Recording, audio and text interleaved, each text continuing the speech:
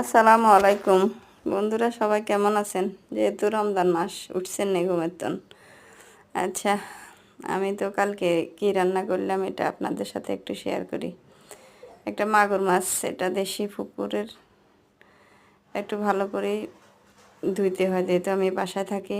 এটা ছাঁচ দিয়ে ডলি পরিষ্কার করছি, ভালো করে ধুয়ে একদম পরিষ্কার করা ছাড়া তো এগুলো খাওয়া যায় না। তারপর একটা কড়াইতে একটা পাতিলে তেল দিছি, পেঁয়াজ কুচি, রসুন বাটা, হলুদ গুঁড়া, মরিচ গুঁড়া, তারপরে একটু লবণ দিয়ে দিলাম। লবণ দিয়ে একটু ভালো করে কষায় নিলাম, সামান্য একটু পানি দিয়ে।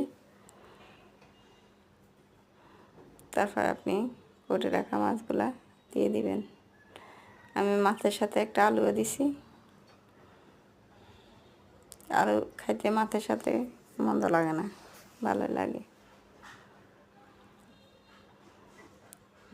তারপর কয়েক টুকরো টমেটো দিছি, কাঁচামরিচ দিছি। এগুলো পরেও দিতে পারবেন, আগে দিলেও সমস্যা নয়, পরে দিলেও সুন্দর আসে।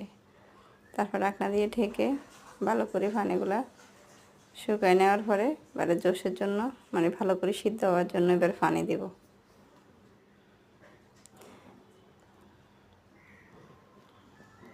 পানি দেওয়ার পরে আপনি মোটামুটি সিদ্ধ হয়ে গেলে রান্না হয়ে যাবে ইনশাল্লাহ। পরিমাণ মতো জল রাখি, যে যেভাবে পছন্দ করেন এভাবে রাখি। ধনিয়া পাতা দিয়ে নামাই ফেলবেন। এই তো হয়ে গেল আপনার ঝটফট মাগুর মাছ রান্না। খেতে খুব সুস্বাদু। রমজান মাস, প্রচুর শক্তি পাওয়া যায় নাকি এই মাগুর মাছে। তা আপনারা এভাবে খাই রান্না করে দেখতে পারেন। ভালো থাকবেন, সাথে থাকবেন। আল্লাহ হাফেজ। সবার রমজান ভালো কাটুক এই প্রত্যাশায় রাখলাম।